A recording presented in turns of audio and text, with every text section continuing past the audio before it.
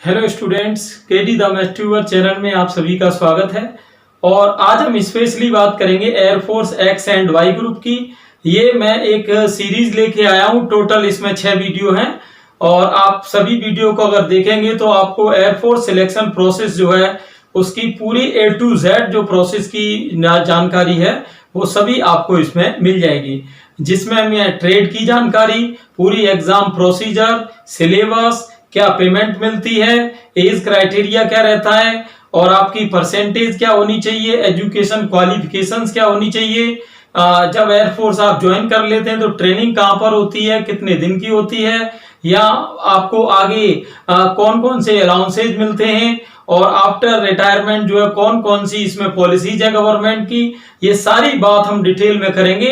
तो आप इन सभी 6 वीडियो में बने रहें। तो ये इस सीरीज का पार्ट नंबर 1 है, जिसमें कि मैं स्पेशली बात करूंगा यहाँ पर ट्रेड की और जो एयरमैन की पोस्ट है उसकी जो है स्टार्टिंग जो है कहां से है ये देखते हैं। चलिए, तो देखिए इसमें क्या होता है कि इंडियन एयरफोर्स में 2 तरीके की पोस्टों के लिए यहाँ पर एग्जाम्स होते हैं। एक तो आपकी जो पोस्ट है वो है ऑफिसर रैंक की और दूसरी जो आपकी पोस्ट होती है वो होती है यहाँ पर नॉन ऑफिसर रैंक की। क्लियर? तो जो नॉन ऑफिसर रैंक की है इसको आप PBOR भी कहते हैं। PBOR का मतलब है यहाँ पर पर्सन बिलो ऑफिसर रैंक, यानी ऑफिसर के अदरवाइज जो भी रैंक है वो किसमें आएंगी, नॉन ऑफिसर। तो PBOR का क्या मतलब हो गया, पर्सन बिलो ऑफिसर रैंक। अब इसमें क्या होता है, जो आपकी इंडियन आर्मी है उसमें इसको सोल्जर कहते हैं और जो आपकी इंडियन नेवी है उसमें इसको सेलर कहते हैं और जो आपकी इंडियन एयरफोर्स है उसमें इसको कहते हैं एयरमैन। और ये आपकी इक्विवेलेंट पोस्ट है, यानी आप जब आप आर्मी में जाएंगे तो उसी का पोस्ट का नाम है सोल्जर, जो कि सिपाही कहते हैं जिसको, फिर नेवी सेलर नाविक, और इधर एयरफोर्स में इसी के इक्विवेलेंट पोस्ट है एयरमैन की। क्लियर? तो यहाँ पर एयरमैन के लिए देखिए क्या होता है कि एयरमैन के लिए यहाँ पर 2 एग्जाम होते हैं, एक्स एंड वाई, एक्स और वाई ग्रुप। अब इनमें क्या क्या ट्रेड होती है चलिए उसकी बात कर ले। तो चलिए स्टूडेंट, सबसे पहले बात कर लेते हैं आपको एक्स और वाई के ट्रेड्स की, कि जब आपकी जॉब लगेगी तो इसमें कौन कौन से ट्रेड्स में हमारी एंट्री होगी। ठीक, तो चलिए स्टार्ट करते हैं। यहाँ देखिए एक्स ग्रुप की अगर हम बात करें तो एक्स ग्रुप में मोस्टली टेक्निकल ट्रेड्स रहती हैं। एक इसमें नॉन टेक्निकल ट्रेड्स भी है जिसको कहते हैं एजुकेशन इंस्ट्रक्टर ट्रेड। क्लियर?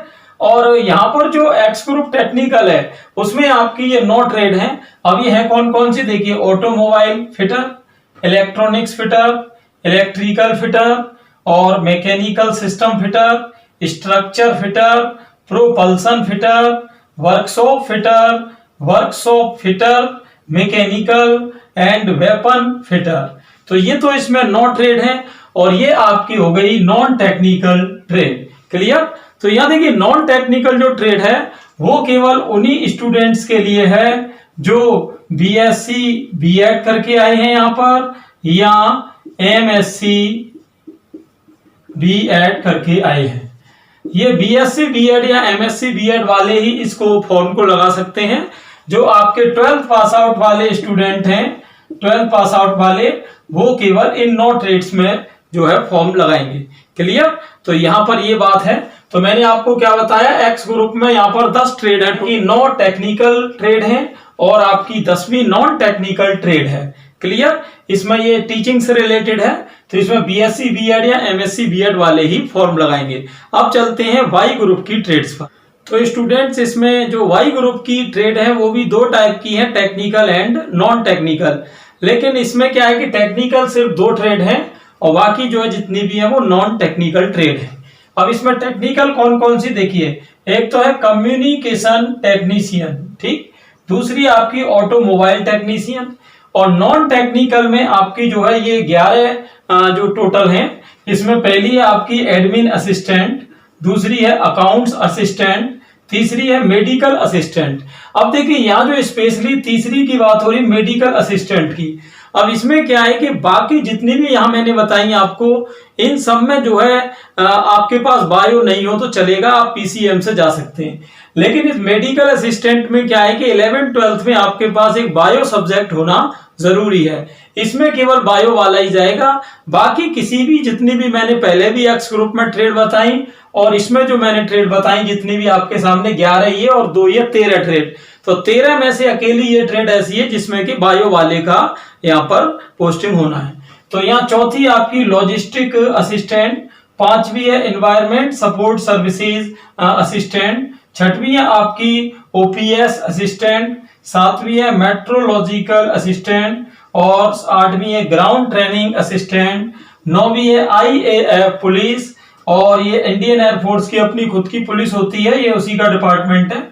और 10th है आपकी आईएएफ सिक्योरिटी एंड 11 है आईएएफ म्यूजिशियन। क्लियर? तो रिक्रूटमेंट सर्किल की कि कब कब एयरफोर्स का नोटिफिकेशन आता है, कब रिजल्ट आएगा, कितने फेज होंगे एग्जाम में और आपकी कब ट्रेनिंग स्टार्ट होगी, फिर ऐसे ही सेकंड फेज में। तो चलिए विदाउट एनी टाइम वेस्ट अपन सीधे चलते हैं बोर्ड पर। तो यहाँ पर जैसा कि आप देख रहे हैं, सबसे पहले मैं बात कर रहा हूं फर्स्ट साइकिल की। ठीक, तो जो फर्स्ट साइकिल है देखिए इसका क्या है कि फर्स्ट साइकिल का जो नोटिफिकेशन है वो आपका आ जाता है 1 से 15 जनवरी। 1 से 15 जनवरी के बीच में इसके फॉर्म आते हैं, ठीक है ना।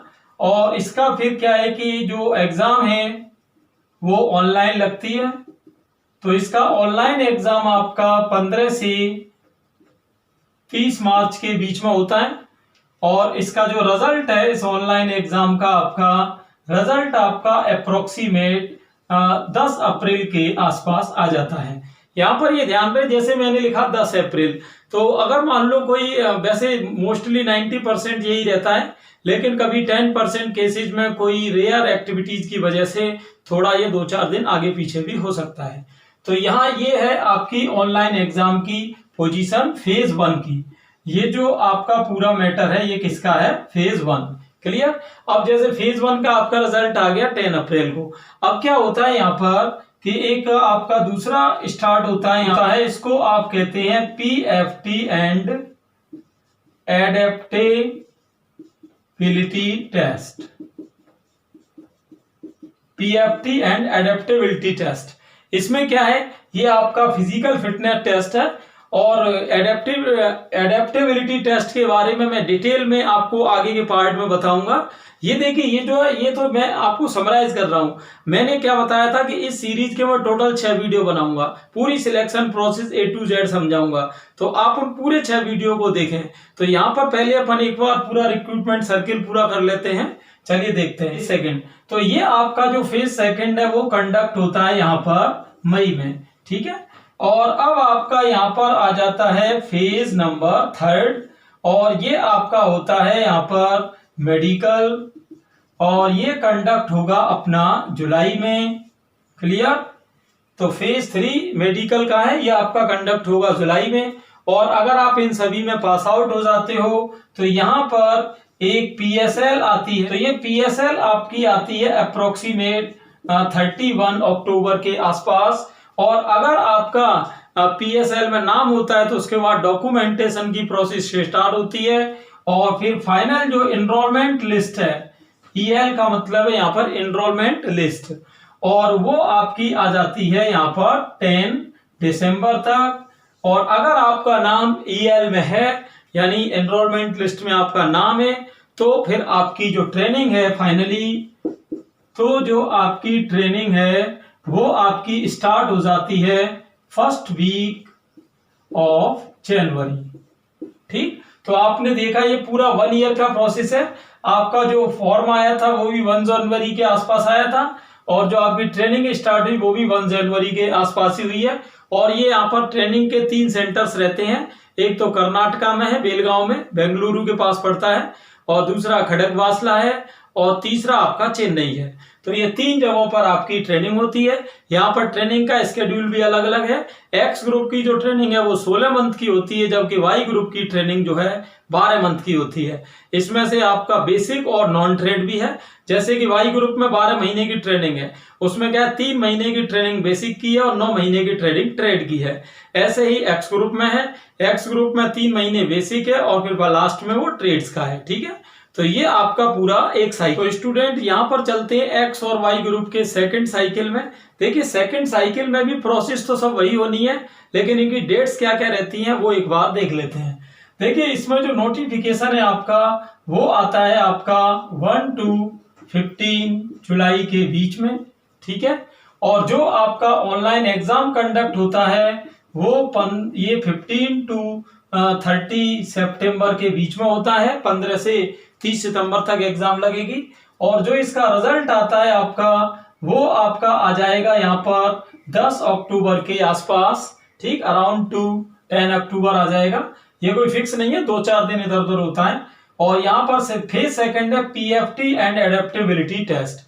पिछली बार आपने देखा इसका रिजल्ट मई में आ रहा था। यहाँ पर ये पीएफटी एंड एडेप्टेबिलिटी टेस्ट है, इसका रिजल्ट आ जाता है आपका नवंबर में। और फिर इसका मेडिकल होता है आपका जनवरी में। और ये पीएसएल जो आपकी प्रोविजनल सिलेक्शन लिस्ट है, ठीक, ये आपकी आती है यहाँ पर 30 अप्रैल के आसपास।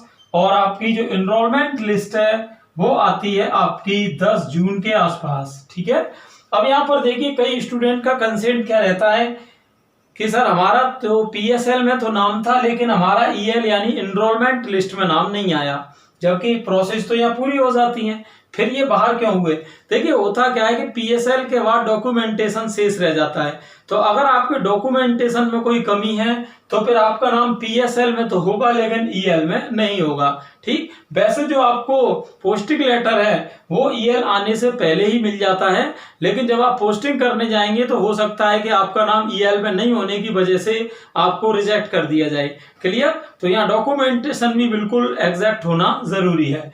और फिर अगर ये सारा कुछ सही हो जाता है तो फिर आपकी जो ट्रेनिंग है वो first week of July start हो जाती है। ठीक है ना? तो यहाँ पर पूरी प्रोसेस देखिए जुलाई टू जुलाई की है, जबकि फर्स्ट साइकिल की जो प्रोसेस थी वो जनवरी टू जनवरी है। तो एक बार मैं रिपीट कर देता हूँ, नोटिफिकेशन 1 to 15 जुलाई और आपका ऑनलाइन एग्जाम कंडक्ट होगा 15 to 30 सितंबर। रिजल्ट आया आपका 10 अक्टूबर के अराउंड। और आपका पीएफटी एंड एडेप्टेबिलिटी टेस्ट ये आपका कंडक्ट हो गया नवंबर में। और इसी के 1-2 महीने बाद आपका ये मेडिकल टेस्ट हो जाता है, ये आपका हो गया जनवरी में। फिर जो पीएसएल है आपकी प्रोविजनल सिलेक्शन लिस्ट वो आपकी जारी हो जाती है इसकी 30 अप्रैल को। और यहाँ ईएल एनरोलमेंट लिस्ट है वो 10 जून को आपकी आ गई। और इसकी ट्रेनिंग जो है वो स्टार्ट हो गई फर्स्ट वीक ऑफ जुलाई से। ठीक, और ट्रेनिंग के मैंने आपको प्लेसेस तो बताई थे, खड़गवासला, बेंगलोर एंड चेन्नई, तो 3 इसके स्पॉट हैं। ठीक है, तो स्टूडेंट इस वीडियो में हमने पूरा देखा यहाँ पर कि जो सिलेक्शन साइकिल है वो क्या है इसका। यहाँ पर एक थर्ड पार्ट इसका और है, ये तो पूरा मामला है किसका, एक्स एंड वाई का। यहाँ पर अपन चलते हैं, एक मैंने तीसरा आपको और बताया था, एजुकेशन स्ट्रक्चर ट्रेड। तो स्टूडेंट्स अभी हमने देखा कि एक्स और वाई का जो पूरा जो सिलेक्शन प्रोसेस है वो 2 साइकिल में कंडक्ट होता है। एक आपका जनवरी टू जनवरी है और दूसरा जुलाई टू जुलाई है। यहाँ पर एक तीसरी पोस्ट और होती है, वो एक्स ग्रुप में आती है आपकी नॉन टेक्निकल में, जो कि मैंने पहले भी बताया था कि एक्स ग्रुप में आपकी 9 ट्रेड तो होती है टेक्निकल और एक 10वीं ट्रेड होती है नॉन टेक्निकल, जिसको कि अपन कहते हैं यहाँ पर एजुकेशन स्ट्रक्चर ट्रेड। ठीक, अब देखिए इसमें क्या है कि इसमें जो है जैसे एक्स और वाई की सिलेक्शन प्रोसेस ईयर में 2 बार होती है, ऐसे जो है एजुकेशन स्ट्रक्चर ट्रेड की सिलेक्शन प्रोसेस इस तरह 2 बार नहीं होती। इसमें क्या है कि ये मोस्टली एक ही बार होती है। देखिए एजुकेशन स्ट्रक्चर ट्रेड की क्या है कि जो नोटिफिकेशन है वो साल में 2 बार नहीं आती है बल्कि सिर्फ 1 बार ही आती है। और इसमें जो मोस्टली जो साउथ के स्टेट हैं वही इसमें पार्टिसिपेट करते हैं। और इसमें जैसे कि आपके साउथ के स्टेट हो गए जैसे तमिलनाडु, कर्नाटका, एंड केरला, ठीक है ना। और भी जैसे आंध्रा वगैरह ये भी हो सकते हैं। तो आपके तो यहाँ हमने देखा जो एजुकेशन स्ट्रक्चर ट्रेड है वो क्या है कि जो नॉर्दर्न स्टेट है जैसे यूपी, राजस्थान, इनके लिए मोस्टली प्रोबेबल नहीं है। तो यहाँ पर क्या है, ये साउथ स्टेट इसमें ज्यादातर पार्टिसिपेट लेते हैं, जैसे तमिलनाडु, कर्नाटक, केरला वगैरह ये। और दूसरा डिफरेंस इसमें क्या था, दूसरा डिफरेंस ये था कि इसमें 12th पास आउट के स्टूडेंट ना लेके बीएससी बीएड या एमएससी बीएड वाले स्टूडेंट जाएंगे। और तीसरा इसमें क्या था, तीसरा इसमें ये था कि जो है इसकी भर्ती जो है साल में 2 बार न होके 1 बार आएगी। क्लियर। तो हमने पार्ट 1 में देखा कि जब आपका एक्स और वाई ग्रुप में सिलेक्शन हो जाता है तो वहां कौन कौन सी ग्रेड होती हैं, कौन सी टेक्निकल ग्रेड होती है, कौन सी नॉन टेक्निकल ग्रेड होती है। हमने पार्ट 2 में बात करी यहाँ पर पूरा सिलेक्शन जो साइकिल होता है वो क्या है। जैसे एजुकेशनल ट्रेड में मैंने बताया आपको कि 1 साल में 1 बार, और बाकी एक्स और वाई में आपका 1 साल में 2 बार, एक सेशन जनवरी टू जनवरी और एक सेशन आपका जुलाई टू जुलाई। अगर किसी ने वो दोनों वीडियो नहीं देखे हों तो पहले वो दोनों वीडियो जरूर देखे, तब इस तीसरे पार्ट पर आए तो उसको पूरी प्रोसेस अच्छी तरह से समझ में आएगी। तो इसमें हम बात करेंगे यहाँ पर जो एलिजिबिलिटी क्राइटेरिया है उसकी। अब देखिए यहाँ पर एलिजिबिलिटी क्राइटेरिया में कई सारे पॉइंट्स होते हैं। एज का क्राइटेरिया क्या होना चाहिए, मैरिड अनमैरिड का क्या होना चाहिए, उसमें मेल फीमेल का कंसेंट है वो क्या है, या जो एजुकेशनल क्वालिफिकेशन है वो किस पोस्ट के लिए क्या रहेगी। तो ये सारे डाउट मैं क्लियर करूंगा इस वीडियो में। तो चलिए विदाउट एनी टाइम वेस्ट सीधे चलते हैं अपन बोर्ड पर। तो यहाँ देखते हैं, यहाँ पर एलिजिबिलिटी क्राइटेरिया में मैंने कुछ यहाँ पर पॉइंट्स लिखे हुए हैं। ये पॉइंट स्टूडेंट मैं पहले से इसलिए भी लिख देता हूं ताकि वीडियो जो है वो कम टाइम का हो और अपना एक्स्ट्रा टाइम वेस्ट न हो। चलिए देखते हैं। तो यहाँ पर जेंडर, जेंडर में क्या है कि ओनली मेल के लिए है ये, यानी जो फीमेल्स हैं वो एक्स और वाई ग्रुप का फॉर्म नहीं लगा सकते, ये केवल किसके लिए है, मेल के लिए। पहली बात तो ये हुई जेंडर। मैरिटल स्टेटस में क्या है कि जो कैंडिडेट है वो होना चाहिए आपका अनमेरिड। क्लियर। इसमें मैरिड कैंडिडेट अलाउड नहीं है। एज क्या इसमें क्या है, देखिए एक्स और वाई ग्रुप की जो एज है वो आपकी है यहाँ पर 16 to 19 ईयर्स, और यहां पर at time of training, at time of training उसकी जो एज होनी चाहिए वो 70 to 20 ईयर के अकॉर्डिंग होनी चाहिए। कभी कभी ऐसा भी हो जाता है, जैसे इस समय कोरोना का पेंडेमिक चल रहा है तो अभी आपने देखा कि एज के जो क्राइटेरिया वो इंक्रीज कर दिए गए हैं, लेकिन जनरल कंडीशंस में आपका यही है। यानी वैसे आपका 16 to 19 ईयर्स हो गया, और जो एट टाइम ऑफ ट्रेनिंग आपकी एज जो है वो 17 to 20 ईयर के बीच में होनी चाहिए। अब इसमें देखिए एजुकेशन स्ट्रक्चर जो ट्रेड है इसके लिए एज का क्राइटेरिया थोड़ा सा अलग है। इसके लिए एज के यहाँ पर 2 क्राइटेरिया हैं। अगर मान लो स्टूडेंट ग्रेजुएशन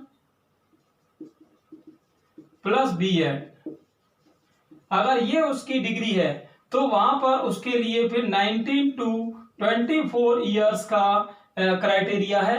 लेकिन अगर वो पीजी प्लस बीएड करके मान लो वो इसमें आ रहा है तो उसके लिए फिर यहाँ थोड़ा रिलैक्सेशन हो जाता है, तो उसको 19 to 27 ईयर्स तक कंसीडर कर लिया जाता है।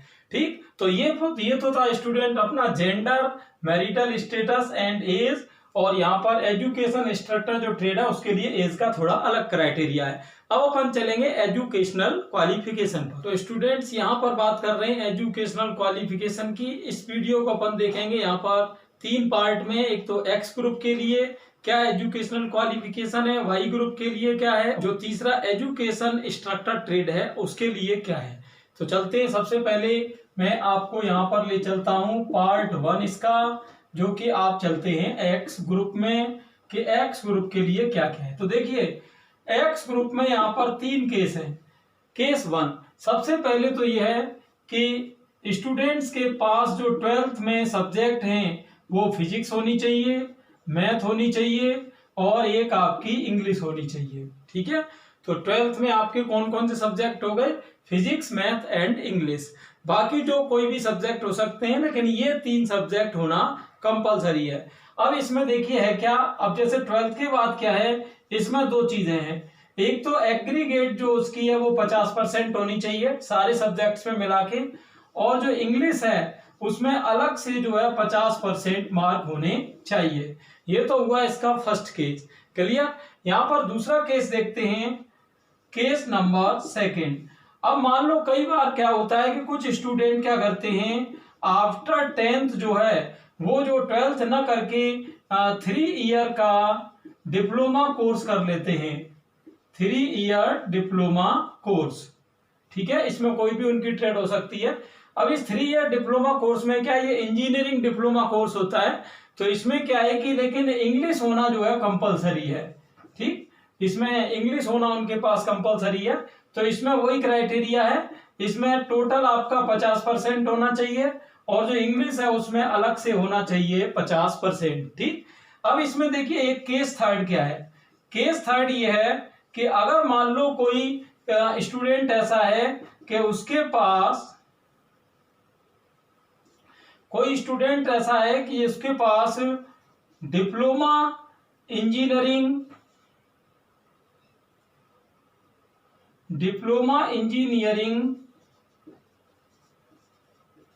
कोर्स तो उसने किया है लेकिन उसके पास इंग्लिश जो है नहीं है। ठीक, तो ऐसी कंडीशन में देखिए क्या होगा कि यहां पर फिर उसके 10th में जो है, 10th में मार्क्स जो है वो 50% होने चाहिए किस सब्जेक्ट में, इंग्लिश में। ठीक, यहां पर ये ध्यान रहे कि केस सेकंड है, जैसे केस सेकंड में मान लो कोई स्टूडेंट ऐसा है जिसके पास इंग्लिश सब्जेक्ट में केस सेकंड में देखिए क्या है कि कोई स्टूडेंट है, अब उसने डिप्लोमा कोर्स तो किया है लेकिन उसके पास इंग्लिश नहीं है। ठीक, तो वहां पर उसके 10th के मार्क्स देखे जाएंगे। लेकिन अगर मान लो उसके पास इंग्लिश है और इंग्लिश में अगर मान लो उसके पास 50% से ऊपर मार्क है लेकिन 10th में उसके मार्क 50% से नीचे हैं, ठीक, तो भी वो कंसीडर कर लिया जाएगा, क्योंकि यहां पर 10th के मार्क मेन है, क्योंकि यहां पर इंग्लिश नहीं है उसके पास डिप्लोमा में। लेकिन यहां क्योंकि उसने डिप्लोमा कोर्स में इंग्लिश में 50% मार्क ले लिए हैं, तो यहां 10th के मार्क्स पे कोई डिपेंडेंसी नहीं है। तो यहां आपने देखा 3 टाइप के यहां पर केस है। पहला केस क्या था कि 12th में फिजिक्स, मैथ और इंग्लिश होना कंपलसरी है, जिसमें उसके टोटल 50% आए और इंग्लिश में 50%। और अगर मान लो उसने 10th के बाद कोई डिप्लोमा कोर्स कर लिया है ना, तो इसमें क्या है कि अगर उसने इंग्लिश के साथ किया है तो उसके 50% वहीं पर चाहिए, और अगर उसने बिना इंग्लिश के ये डिप्लोमा कोर्स किया है तो उसके 10th में जो है वो 50% इंग्लिश में मार्क होना कंपलसरी है। तो ये था आपका एक्स ग्रुप का एजुकेशनल क्वालिफिकेशन का क्राइटेरिया। अब चलते हैं सीधे वाई ग्रुप। तो यहाँ स्टूडेंट्स जो है पार्ट 2 की बात कर रहे हैं, जिसमें कि मैं वाई ग्रुप की एजुकेशनल क्वालिफिकेशन के बारे में आपके डाउट क्लियर करूंगा। तो देखिए इसमें भी 3 केस है। फर्स्ट केस क्या है, जैसे मान लो कोई स्टूडेंट है 12th में, अब उसके पास अगर मान लो वो वाई ग्रुप में जाना चाहता है, ठीक है, वाई ग्रुप में जाना चाहता है, तो 12th में उसके पास जो है यहां पर कोई भी स्ट्रीम चलेगी, यानी कोई भी स्ट्रीम चलेगी, बस इसमें क्या है इंग्लिश होना जो है यहाँ पर कंपलसरी रहेगा, है ना। यानी अगर वो आर्ट का स्टूडेंट है, एजी का है, बायो ग्रुप का है, मैथ ग्रुप का है, वो सभी उसमें कंसीडर होंगे, लेकिन इंग्लिश उसके पास एक पूरा सब्जेक्ट के रूप में होना चाहिए। और बाकी इसमें वही रूल है कि टोटल में उसके 50% होने चाहिए और बाकी इंग्लिश में उसके अलग से 50 मार्क्स होने चाहिए। ठीक है, यानी इंग्लिश में उसके 50% होने चाहिए और टोटल भी उसका 50% होना चाहिए। ठीक है, यहां पर एक बात नोट करने की है कि वाई ग्रुप में जब मैंने आपको जो पूरी 13 ब्रांच बताई थी, अगर आपने देखी वो ट्रेड का वीडियो नहीं देखा है तो ये क्योंकि मैं आपको बता रहा हूं, ये जो है वो इस सीरीज का तीसरा वीडियो है, तो अगर आपने पहले तो वीडियो नहीं देखे तो उनको आप एक बार जरूर देख लें। तो मैंने आपको पार्ट 1 में बताया था कि जो वाई ग्रुप की ट्रेड होती है वो 13 होती है, उसी में एक ट्रेड मैंने बताई थी आपको मेडिकल असिस्टेंट ट्रेड। कौन सी? Medical assistant trade. ये क्या है, एक नॉन टेक्निकल ट्रेड है वाई ग्रुप में। तो इसमें क्या होता है कि जो इसकी मेडिकल असिस्टेंट ट्रेड है, जो इसमें मेडिकल असिस्टेंट ट्रेड है, इसमें क्या होता है कि आपका जो है वो सब्जेक्ट कुछ इस तरह से होनी चाहिए, PCB and E। PCB and E में क्या मतलब है कि physics, chemistry, bio and English, ये चारों उसके पास होने चाहिए। जबकि ऊपर आपने देखा कि वाई ग्रुप की और जो ट्रेड्स हैं उनमें कोई भी स्ट्रीम का स्टूडेंट चलेगा, लेकिन जो मेडिकल ट्रेड है उसमें बायो ग्रुप का स्टूडेंट होना यहाँ पर कंपलसरी है। केस 2 देखते हैं। दूसरा क्या केस है, देखिए जैसे कि अगर किसी स्टूडेंट ने मान लो यहाँ पर 12th पास आउट नहीं करी है, तो यहाँ पर क्या है कि अगर उसने आफ्टर 10th कोई वोकेशनल यहाँ पर कोर्स कंप्लीट कर लिया है यहाँ पर, तो वोकेशनल कोर्स में क्या कई तरह के केस आते हैं, जैसे कि वेल्डिंग है, फिटर है, ITI है, पॉलिटेक्निक है, तो इसमें कई तरह के केस होते हैं। तो उसने अगर कोई वोकेशनल कोर्स कर लिया है तो यहाँ पर दो चीजें हैं। तो यहाँ वोकेशनल कोर्स में क्या है कि उसकी 50% से पास आउट होना जरूरी है। और यहाँ देखिए अब दो चीजें हैं। अगर उसने मान लो यहाँ वोकेशनल कोर्स इंग्लिश के साथ किया है तो उसके इंग्लिश में भी 50% मार्क आना जरूरी है। और अगर मान लो उसने यहाँ पर विदाउट इंग्लिश के ये कोर्स कंप्लीट किया है तो फिर उसके 10th में जो है 50% मार्क इंग्लिश में होना जरूरी है। ठीक है ना, यहां पर ये ध्यान रहे, ये मार्क किसके हैं, जो वोकेशनल कोर्स इंग्लिश के साथ किया है उसमें 50% है। और अगर वोकेशनल कोर्स में उसके पास इंग्लिश नहीं है तो फिर ये 10th में देखे जाएंगे कि उसके 50% मार्क है कि नहीं है। तो ये पूरी पिक्चर थी स्टूडेंट्स किसकी, वाई ग्रुप की। अब एक इसमें तीसरी ट्रेड और है आपकी एजुकेशन इंस्ट्रक्टर ट्रेड। उसमें देखते हैं कि उसके एजुकेशन क्वालिफिकेशन के। तो स्टूडेंट इसमें पार्ट 3 देखते हैं इस वीडियो का कि एजुकेशन इंस्ट्रक्टर जो ट्रेड है उसमें एजुकेशन क्वालिफिकेशन किस तरह रहेगी। देखिए इसमें क्या है कि यहाँ पर एज मैंने आपको पहले ही बता दी थी कि इसमें जो है एज है आपकी 19 to 24 तो उसके लिए चाहिए जिसने कि ग्रेजुएशन प्लस बीएड कर लिया है। और दूसरी बात कि 19 to 27 उसके लिए चाहिए जिसने पीजी प्लस बीएड कर लिया है। ठीक है ना। ये तो अब इसमें एजुकेशन की क्वालिफिकेशन है वो देखते हैं। एजुकेशन का देखिए इसमें क्या है कि आपके पास जो आपका यूजी है या पीजी जो आपने किया है उसमें आपकी 50% होनी चाहिए और जो आपका बीएड है उसमें भी 50% होनी चाहिए। क्लियर है ना। और इसमें यूजी पीजी से पहले आपने जो 12th की होगी उसमें इंग्लिश में आपके 50% मार्क आना जरूरी है। तो यहाँ पर ये एजुकेशन क्राइटेरिया हो गया किसका, एजुकेशन इंस्ट्रक्टर ट्रेड का। अब यहाँ पर देखिए क्या है कि मोस्टली क्योंकि ये एजुकेशन इंस्ट्रक्टर ट्रेड जो है वो एक टीचिंग से जुड़ी हुई है और एयरफोर्स में क्या है कि इंग्लिश का बहुत बड़ा रोल है, तो मोस्टली इसमें जो मौका दिया जाता है वो साउथ स्टेट जो है आपकी, जैसे कर्नाटका हो गई, आंध्रा, तमिलनाडु, केरला, इनको जो है इसमें मौका दिया जाता है। और इसकी जो भर्ती भी है वो साल में 2 बार नहीं आके 1 बार ही आती है। क्या आप बोर्ड पे देख रहे हैं, तो हम देखते हैं यहाँ पर कि एक्स एंड वाई बोथ, ये क्या क्या पेपर पैटर्न रहता है, नेगेटिव मार्किंग की क्या कंडीशन रहेगी। और ये तो फेज 1 की बात है। फेज 2 और फेज 3 में जो पीएफटी एंड एडेप्टेबिलिटी टेस्ट होता है वो क्या होता है, मेडिकल टेस्ट के इसमें क्या क्या टर्म्स रहते हैं। तो ये पूरी डिटेल जानने के लिए आप वीडियो में लास्ट तक बने रहें। चलिए तो सीधा स्टार्ट करते हैं। तो यहाँ पर पेपर पैटर्न में आपको सबसे पहले बता रहा हूं उस स्टूडेंट के लिए यहाँ पर जो कि ओनली फॉर एक्स ग्रुप के लिए जा रहा है, ठीक, जिसको केवल एक्स ग्रुप की एग्जाम देनी है। तो सबसे पहली बात तो ये है इसमें लैंग्वेज की। तो लैंग्वेज जो आती है इसमें पेपर जो आएगा वो हिंदी और इंग्लिश दोनों मीडियम में आएगा। ठीक है, हर पेपर जो हर क्वेश्चन जो है वो दोनों लैंग्वेज में वहां पर दिया होगा। ठीक, ये तो हुई लैंग्वेज। और टोटल जो है इसका जो आपका रहेगा वो ऑब्जेक्टिव रहेगा, जो आपको ऑनलाइन पोर्टल आएगा उस पर आपको अपना ऑप्शन भरना है। क्लियर। तो यहाँ चलते हैं, चलिए ओनली फॉर एक्स ग्रुप। तो यहाँ एक्स ग्रुप में देखिए क्या है कि यहाँ पर 3 पार्ट में आपका पेपर रहेगा। सबसे पहले आपके पास पोर्टल खुलेगा मैथ का।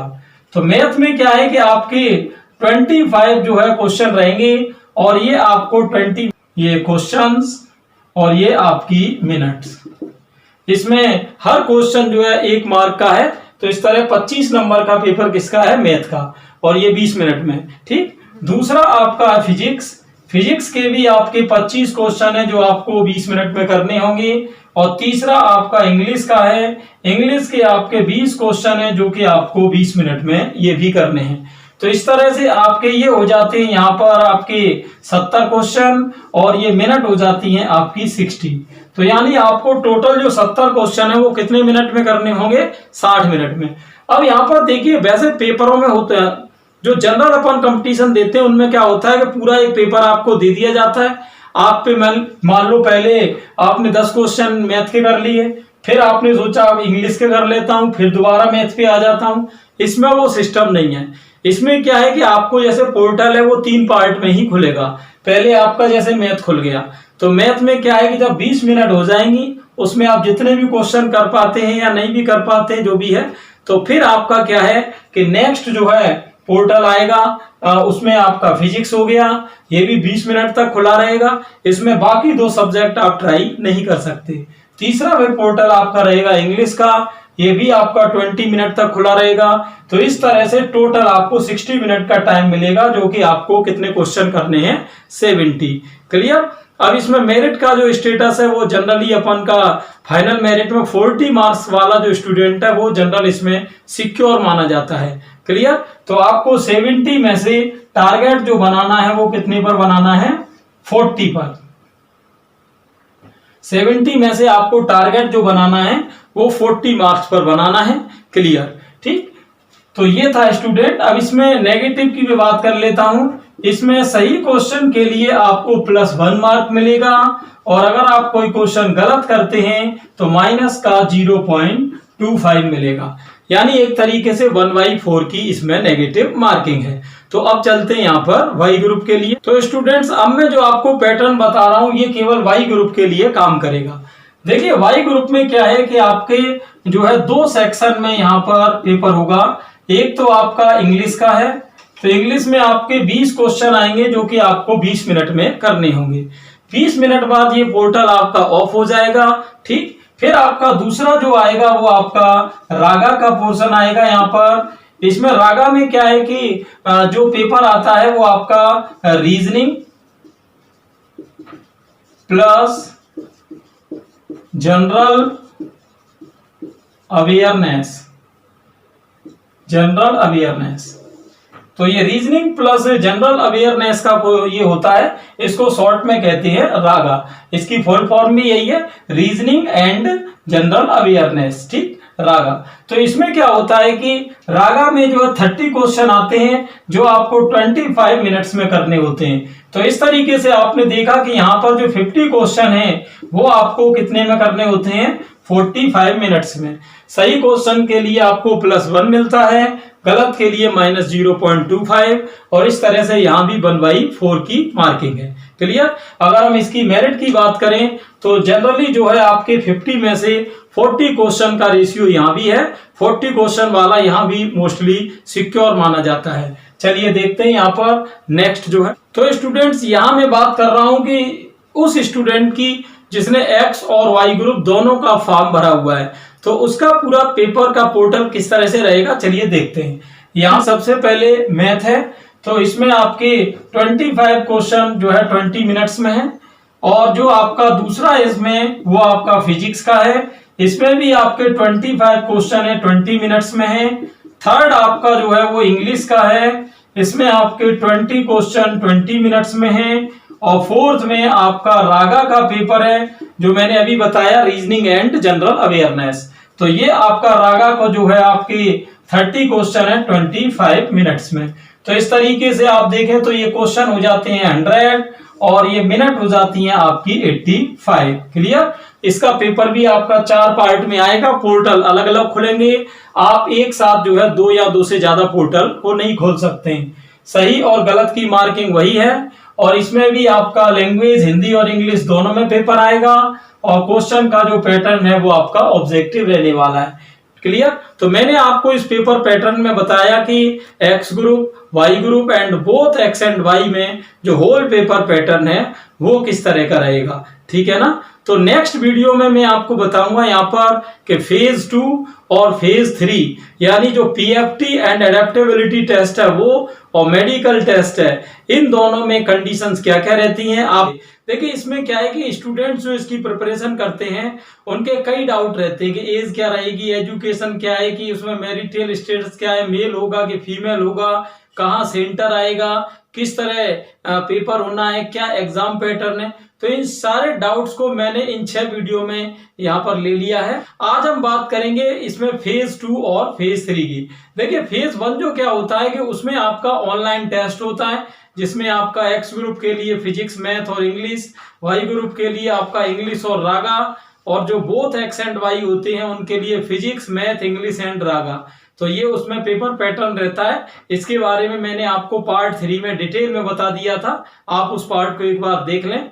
उसका आपको डिस्क्रिप्शन में भी लिंक मिल जाएगा और ऊपर आई बटन में भी आप उसको क्लिक करके देख सकते हैं। तो यहाँ पर चलिए हम बात कर रहे हैं आज यहाँ फेज 2 और फेज 3 की। ठीक, तो यहाँ पर देखिए फेज 1 जो था हमारा, उसमें क्या था कि जब अपन ऑनलाइन इसका फॉर्म भरते हैं तो फेज 1 के लिए हमको 3 सेंटर चुनने होते हैं, और जो फेज 1 के सेंटर होते हैं वो इंडिया के लगभग हर बड़े शहर में रहते हैं। आपको अपने घर के आसपास कोई ना कोई सेंटर इसमें आसानी से अवेलेबल हो जाता है। मोस्टली इसमें पहली चॉइस ही स्टूडेंट्स को मिल जाती है, लेकिन अगर मान लो पहली नहीं भी मिल पाती है नंबर ऑफ स्टूडेंट्स की वजह से कभी, तो सेकंड या थर्ड तो इसमें मिल ही जाएगी, क्योंकि 3 तो ऑप्शन ही है। तो इसमें फेज 1 के हमारे कितने ऑप्शन हो गए, यहाँ पर 3 सेंटर के ऑप्शन आते हैं। फेज 2 में क्या है कि टोटल सेंटर्स की ये लिस्ट है आपके सामने। अंबाला, दिल्ली, कानपुर, कोलकाता, जोधपुर, मुंबई, बेंगलोर, चेन्नई, पटना, भुवनेश्वर, गुवाहाटी, सिकंदराबाद, कोच्चि एंड भोपाल। इसमें ये आगे एएससी जो वर्ड लगा हुआ है, एएससी का मतलब है यहाँ पर एयरफोर्स सिलेक्शन सेंटर। देखिए ऑनलाइन टेस्ट तो लगभग हर बड़े शहर में होता है, लेकिन फेज 2 के लिए ये पूरा ऑफलाइन होता है, और इसके लिए आपको जो एयरफोर्स सिलेक्शन सेंटर है उनमें जाना होता है। तो ये आपके सामने जो लिस्ट है, इसमें से आप कोई से भी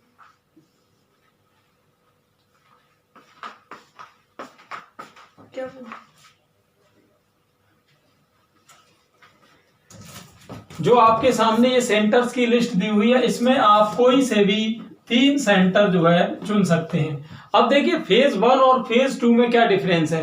फेज 1 में आपके 3 सेंटर मेन रहते हैं, और 2 सेंटर आपको इसमें एक्स्ट्रा भरने की भी गुंजाइश रहती है, कि अगर मान लो कोई 3 में से बाई चांस नहीं मिल पाता है, वैसे ऐसा होता नहीं है, लेकिन इसमें आप 2 सेंटर एक्स्ट्रा भी ले सकते हो।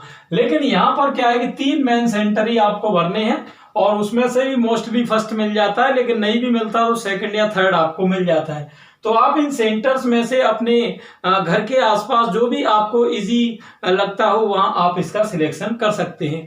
अब हम बात करते हैं कि जैसे मान लो आपने एएससी का सिलेक्शन किया और आप एएससी में पहुंच गए, तो और मैंने आपकी इनकी डेट भी बताई थी। तो अब हम बात करेंगे स्टूडेंट, जब आपने एएससी को सिलेक्ट कर लिया और आप एएससी पर पहुंच गए, तो अब उसके बाद की प्रोसीजर क्या क्या होंगी। तो यहाँ स्टूडेंट्स हमने बात कर ली कि मान लो आप एएससी में पहुंच गए। अब एएससी में पहुंचने के बाद आपकी पूरी प्रोसेस क्या होगी, क्लियर। और ये कोई एग्जाम सेंटर पे नहीं होती है, एयरफोर्स सिलेक्शन सेंटर में ही होती है, और ये पूरी प्रोसेस ऑफलाइन है, जबकि आपकी फेज 1 जो थी वो ऑनलाइन थी। अब इसमें देखिए क्या है कि 3 स्टेप रहती हैं, तीनों स्टेप आप डिटेल में देखें। सबसे पहले यहाँ पर आपका होता है पीएफटी, फिर आपका यहाँ पर होता है एडेप्टेबिलिटी टेस्ट 1, और फिर आपका एडेप्टेबिलिटी टेस्ट 2। ठीक है, तो यहां पर तीनों की प्रोसीजर देखते हैं कि क्या क्या है। तो यहां देखिए पीएफटी का मतलब है, यहां पर ये आपका पीएफटी का मतलब है physical fitness test, physical fitness test PFT. अब इसमें देखिए होता क्या है कि इसमें आपके 4 पार्ट हैं। 4 पार्ट इसमें कौन कौन से हैं, इसमें आपके 10 पुशअप्स हैं, 10 आपके सिटअप्स हैं, 20 आपके स्क्वाट्स हैं, और 1.6 किलोमीटर की जो रेस है वो आपकी 6 मिनट एंड 30 सेकंड के अंदर है। तो इसमें ये आपकी कुछ 4 स्टेप में देखिए क्या है कि अगर आप एक स्टेप में भी आउट हो जाते हैं तो नेक्स्ट स्टेप का आपको चांस यहाँ पर नहीं मिलता। जैसे मान लो किसी स्टूडेंट को 10 पुशअप के लिए बोला गया, अब मान लो वो पुशअप में आउट हो जाता है तो बाकी उसको चांस नहीं मिलेंगे। वैसे जनरली रेस पहले होती है, तो रेस क्या है, 1600 मीटर की डिस्टेंस होती है जिसमें आपको 6 मिनट और 30 सेकेंड यहाँ पर मिलते हैं। क्लियर? तो इस टेस्ट को कहते हैं पीएफटी। और ये ध्यान रहे इसमें कोई मार्क नहीं आपको मिलता, ये केवल क्वालिफाइंग है। अगर जो भी इसमें पास आउट हो जाता है चारों स्टेप में, उसको फिर अगली स्टेज के लिए बोला जाता है। तो अगली स्टेज क्या है यहाँ पर, एडेप्टेबिलिटी टेस्ट। इसमें क्या है कि 2 पेपर होते हैं। का एक पेपर होता है यहाँ पर डीएफटी। डीएफटी का मतलब है डायनामिक फैक्टर टेस्ट। ठीक, डीएफटी की फुल फॉर्म क्या बताई मैंने, डायनामिक फैक्टर टेस्ट। इसमें क्या होता है, आपके 20 क्वेश्चन आते हैं जिनको कि आपको 15 मिनट में करना होता है। और दूसरा इसमें टेस्ट होता है एसआरटी का। ठीक, एसआरटी क्या है, ये सिचुएशन रिएक्शन टेस्ट होता है। इसमें क्या है, आपके 45 क्वेश्चन आते हैं जो कि आपको 30 मिनट में करने होते हैं। और ये 45 क्वेश्चन में जो 5 to 6 क्वेश्चंस जो रहते हैं वो आपके रीजनिंग के रहते हैं, और जो आपके रिमेनिंग क्वेश्चन हैं वो सिचुएशन बेस्ड क्वेश्चंस होते हैं। जैसे कि सिचुएशन बेस्ड क्वेश्चन में क्या होता है, जैसे कोई सिचुएशन दी जाती है, 4 ऑप्शन दिए जाते हैं और स्टूडेंट को अपना उसमें व्यू रखना होता है कि वो कौन सी सिचुएशन पे किस पोजीशन को सिलेक्ट करेगा। ठीक है, तो यहाँ पर ये ध्यान रहे, ये मार्क जो है उसकी फाइनल मेरिट में नहीं जुड़ते, ये केवल क्वालिफाइंग है। ठीक, तो ये था एडेप्टेबिलिटी टेस्ट फर्स्ट। इसमें क्या है, ये 2 पेपर है, डीएफटी एंड एसआरटी। अगर स्टूडेंट इन दोनों को भी क्वालिफाई कर लेता है तो यहाँ पर आपका एडेप्टेबिलिटी टेस्ट सेकंड का एक क्राइटेरिया है। अब इसमें देखिए क्या क्या है, ये एडेप्टेबिलिटी टेस्ट सेकंड को जीडी भी कहते हैं। जीडी यानी ग्रुप डिस्कशन। अब इस ग्रुप डिस्कशन में देखना अब क्या मैटर है, इसमें क्या है कि जो भी स्टूडेंट्स होते हैं उनको 15-15 के ग्रुप्स में बांट लिया जाता है। ठीक है, अब 15-15 के ग्रुप्स में बांटकर देखिए आगे क्या है, जैसे कि जब एक ग्रुप इसमें जीडी को अंदर दे रहा होता है तो बाकी जो दूसरा ग्रुप है उसको 5-7 मिनट के लिए एक आर्टिकल पढ़ने को दिया जाता है इंग्लिश का।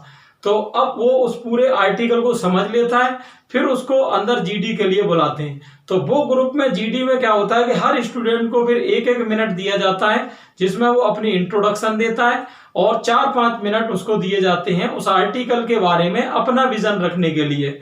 ठीक, और इसमें टोटल जो है वो इंग्लिश स्पोकन होता है, आप केवल इंग्लिश में ही यहाँ पर बोल सकते हैं। फिर जब स्टूडेंट इंट्रोडक्शन भी दे देता है, अपना विजन भी रख देता है उस आर्टिकल पर। अब देखिए यहाँ पर विजन रखने के लिए क्या है, जो वोकैबुलरी है वो बहुत ही अच्छी होनी चाहिए स्टूडेंट की, क्योंकि वो मेन उसमें थीम ही यही है। और उसका जो तीसरा पार्ट है वो ये है कि बाद में जब ये सारा काम हो जाता है तो फिर सभी 15 स्टूडेंट को उस आर्टिकल के ऊपर अपना अपना पॉइंट रखने को बोला जाता है, जिसमें कि ये देखा जाता है कि किस स्टूडेंट की इंग्लिश फ्लुएंसी का जो लेवल है वो क्या है। तो यहाँ पर स्टूडेंट मैंने आपको बताया कि फेज सेकंड में 3 स्टेज हैं, PFT physical fitness test, adaptability test first. इसमें आपके 2 पेपर होते हैं, डीएफटी एंड एसआरटी। डीएफटी का मतलब dynamic factor test and SRT का मतलब सिचुएशन रिएक्टिंग टेस्ट। और यहाँ पर एक एडेप्टेबिलिटी टेस्ट सेकंड है, इसमें आपका जीडी यानी ग्रुप डिस्कशन है।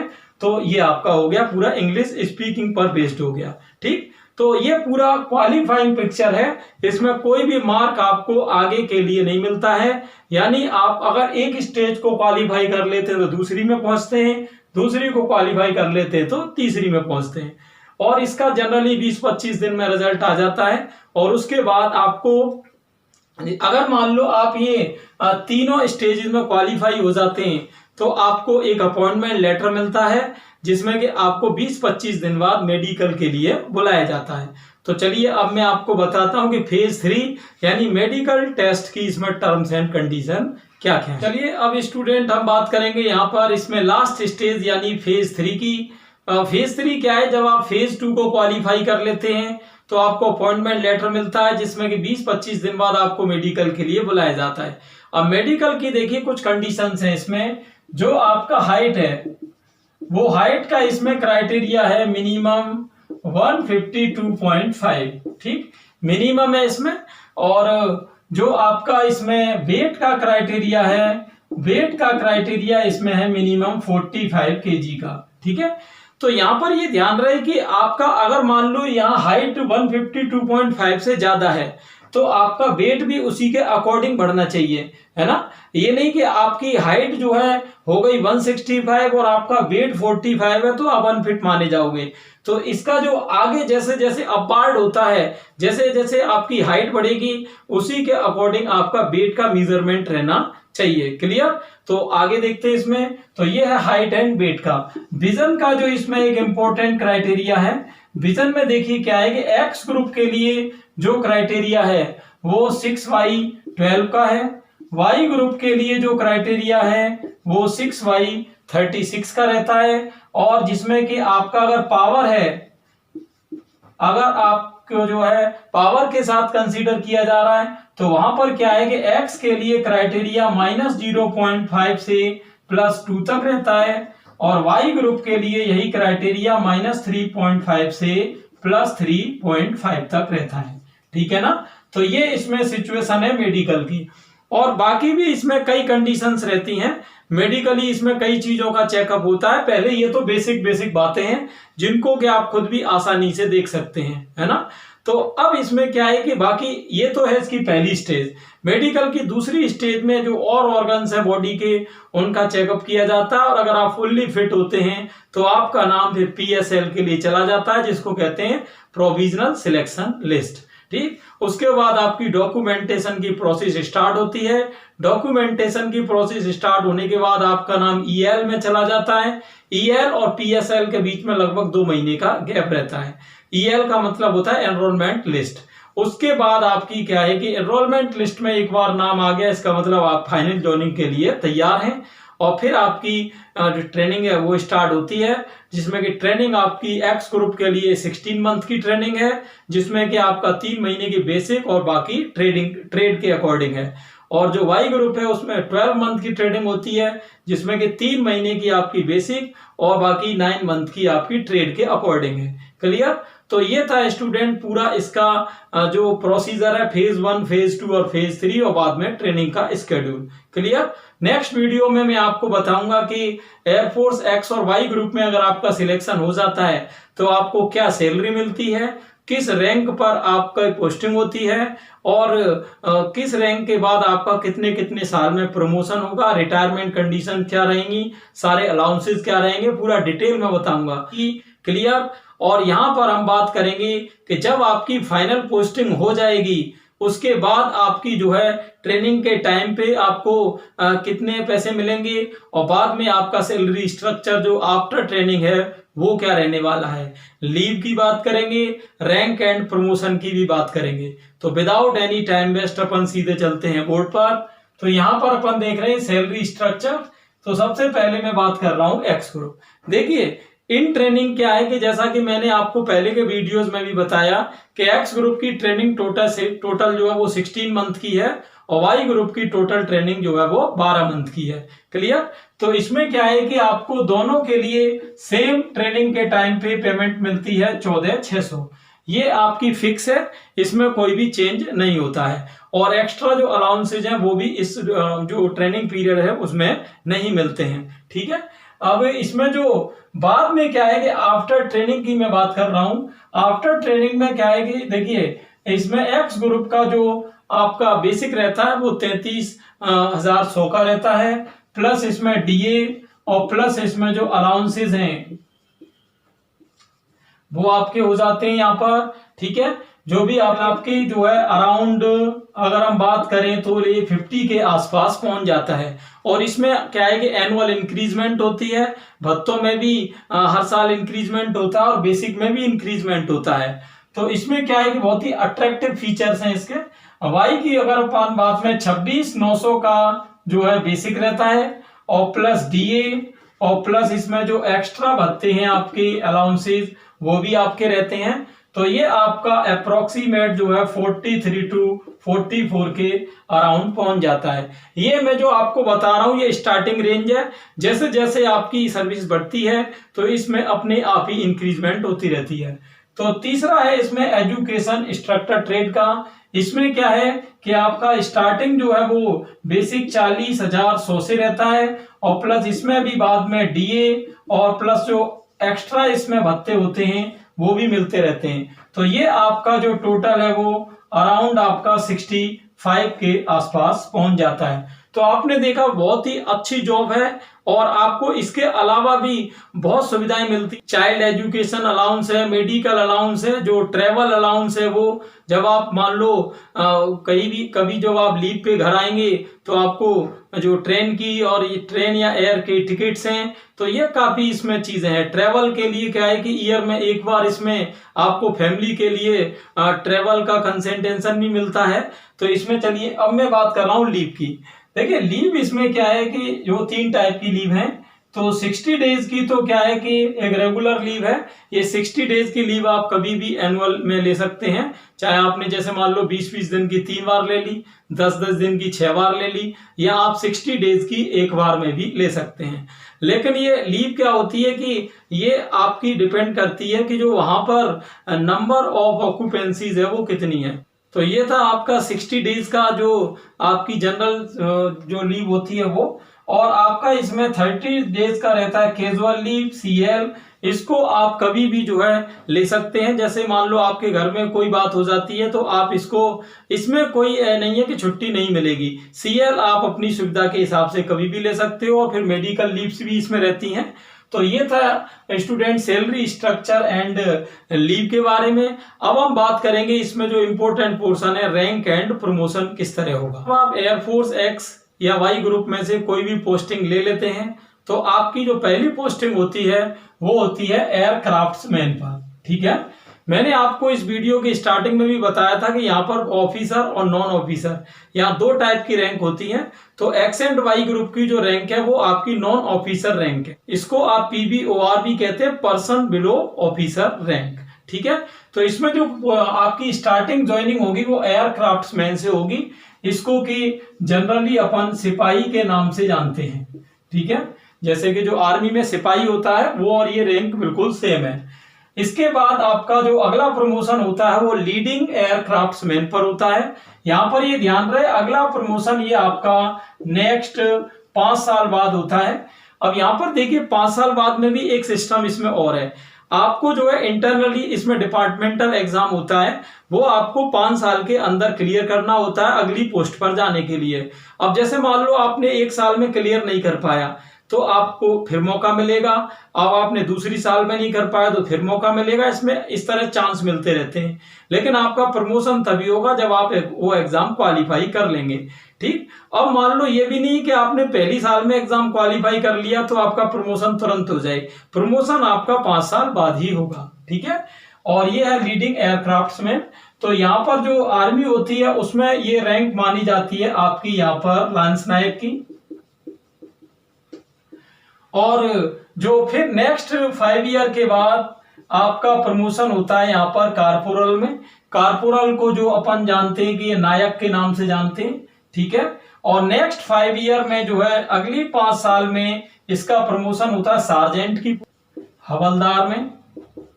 ठीक है, ये देखिए ये सारे जो पोस्टिंग के नेम्स हैं वो आपके जो 1835 में जो इंग्लिश गवर्नमेंट आई थी उनकी जो रॉयल इंडियन आर्मी थी उसी के अकॉर्डिंग जो पोस्ट है, लगभग सिस्टम वो का वही अभी बना हुआ है। तो यहाँ अगली जो आपकी पोस्टिंग होती है यहाँ पर वो होती है जेसीओ, जूनियर कमीशन्ड ऑफिसर। ठीक है, ये एक ऑफिसर लेवल की रैंक है यहाँ पर। देखिए अब इसमें क्या है, जेसीओ में यहाँ आपने देखा कि हर 5 साल के बाद आपका प्रमोशन हो रहा है। ठीक है ना, लेकिन जो जेसीओ है इसकी पोस्ट में क्या है कि भले ही जैसे आपने आगे एग्जाम भी निकाल दिया, लेकिन क्या है कि इसमें नंबर ऑफ सीट्स कम रहती हैं, तो जरूरी नहीं आपका 5 साल में प्रमोशन हो ही जाए। इसमें 7 साल, 8 साल, 10 साल भी लग सकती हैं। ये जो है अवेलेबिलिटी ऑफ सीट्स के अकॉर्डिंग है। तो यहाँ पर जेसीओ में क्या है कि 3 ऑप्शन रहते हैं। जूनियर वारंट ऑफिसर, जिसमें कि आर्मी में नायब सूबेदार के नाम से आप जानते हो। दूसरी उसमें पोस्ट रहती है वारंट ऑफिसर, जिसमें कि आप सूबेदार के नाम से इसको जानते हो। और तीसरी पोस्ट रहती है मास्टर वारंट ऑफिसर, यानी जिसे आप सूबेदार मेजर के नाम से जानते हो। क्लियर? तो ये इस तरह से इसमें है। बाकी इसके बाद ऑफिसर लेवल की और भी रैंक्स आ जाती हैं। तो ये स्टूडेंट इसमें जो है प्रमोशन का क्राइटेरिया है। क्लियर? आगे चलते हैं अपन टेन्योर एंड रिटायरमेंट के टर्म्स एंड कंडीशन पर। स्टूडेंट्स अब हम बात करेंगे यहाँ पर टर्म्स एंड कंडीशन किसकी, इसमें जो इसका टेन्योर होता है और रिटायरमेंट एज रहती है वो क्या है। देखिए, जब आप इसमें जॉब में जाते हैं तो आपसे क्या है कि एक 20 इयर्स का बॉन्ड भरवाया जाता है ना। ये वैसे तो 20 ईयर तक नॉन स्टॉप रहता है, लेकिन हर साल क्या है, आपको 3 लेयर पर अपने आप को प्रूव करना होता है, फिजिकल और आपका character level and performance level. अगर आप इसमें फिट रहते हो तो आपकी जो सर्विस है वो 20 ईयर के लिए कंटिन्यू रहती है। लेकिन जैसे जैसे मान लो आपका प्रमोशन होता है, अगली पोस्ट पर अगर मान लो आप प्रमोट हो जाते हो, इसके लिए मैंने बताया था कि डिपार्टमेंटल एग्जाम चलते हैं। जैसे मान लो आपने एयरक्राफ्टमैन पे आपकी पोस्टिंग हो गई और आपने फिर उसमें जाके कोई भी डिपार्टमेंटल एग्जाम नहीं निकाल पाया, तो कोई दिक्कत नहीं, 20 ईयर तक आप एयरक्राफ्टमैन रहोगे और 20 ईयर के बाद आपका वहां पे जो है जॉब खत्म हो जाएगी। लेकिन अगर आप ये प्रमोशन लेते रहते हो तो उसी तरह से बॉन्ड आपका आगे बढ़ता रहता है। ठीक है? अब देखिए, इसमें क्या है कि जो यहाँ पर अट्रैक्शंस की अगर मैं बात करूं इस जॉब के, तो बहुत ही अट्रैक्टिव जॉब है। सबसे पहली बात तो इसमें एक एज की ही है, क्योंकि एक अर्ली एज में सर्विस मिलती है। इसमें अगर मान लो कोई इंटेलिजेंट स्टूडेंट है, उसको 17-18 साल की जॉब में अगर वो इसमें कमीशन में आ जाता है, तो वहां पर आप जानते हो बहुत लंबा टेन्योर है, एक बहुत ही ब्राइट फ्यूचर उसके सामने है। और अगर मैं कुछ अपनी ओर से बात करूं तो सबसे पहले मैंने लिया है यहाँ अलाउंसेस।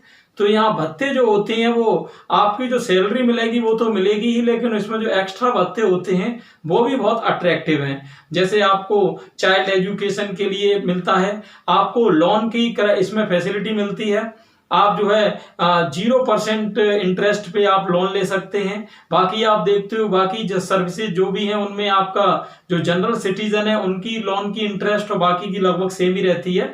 और जैसे आपका ट्रेवल अलाउंस है वो अलग से एक एक्स ग्रुप कमीशन जो अलाउंस है वो भी मिलता है। तो इस तरह से काफी अट्रैक्टिव चीजें हैं इसमें। दूसरा है एजुकेशन। एजुकेशन क्या है, जैसे आप इसमें जॉब करते हुए भी जैसे आप ग्रेजुएशन, पोस्ट ग्रेजुएशन या और भी कोई प्रोफेशनल कोर्सेज हैं वो आप अपने कंप्लीट कर सकते हैं, उसमें गवर्नमेंट की ओर से कोई दिक्कत नहीं है। तीसरा मैंने लिया है यहाँ एडवेंचर। एडवेंचरस जॉब है। आप जानते हो आर्मी का नाम ही अपने आप में एक एडवेंचर को शो करता है। बाकी जॉब्स आपने देखी होंगी जैसे टीचिंग की जॉब है या कोई क्लेरिकल जॉब है, इनमें एक वो एडवेंचर नहीं है, वो फील नहीं है। तो जब आप एक आर्मी मैन हो जाते हो तो आप में एक अपने आप ही एक फील आती है कि आप नेशन की जो है सेवा कर रहे हो, है ना। तो यहाँ चौथा पॉइंट है यहाँ पर रेस्पेक्ट का। तो आप जानते हो आर्मी के लिए जो है सोशल रेस्पेक्ट भी होता है। बाकी पैसा तो सभी कमाते हैं, लेकिन आर्मी मैन का एक स्टेटस अलग ही है। और चौथा और पांचवा जो लास्ट है वो आपका सैलरी स्ट्रक्चर, जो कि मैंने आपको इसी वीडियो में पहले बताया था कि काफी अट्रैक्टिव सैलरी है। एक्स ग्रुप की टोटल सैलरी लगभग 50 के आसपास रहती है, वाई ग्रुप की टोटल सैलरी 45 के आसपास है। और जो आपकी तीसरी बात थी एजुकेशन इंस्ट्रक्टर की, उसकी सैलरी भी अप्रोक्सीमेट 65 के आसपास है। और इनमें भी जो है टाइमली जो है इंक्रीजमेंट भी होते रहते हैं। तो मेरे हिसाब से जो मैंने अब तक पार्ट 5 थे उनमें आपके सारे डाउट्स क्लियर कर दिए हैं। मैं इसका जो 6वां पार्ट बनाऊंगा उसमें आपको बताऊंगा कि how to crack X and Y group exams, और किस स्टूडेंट को एक्स ग्रुप की प्रिपरेशन करनी चाहिए, किसको वाई की करनी चाहिए, और किसको बोथ की करनी चाहिए, और किसको एजुकेशनल इंस्ट्रक्टर की करनी चाहिए। ये सारा अपन लेके आएंगे पार्ट नंबर 6 में। तो ये इस तरह से सीरीज जो है वो टोटल 6 पार्ट की है।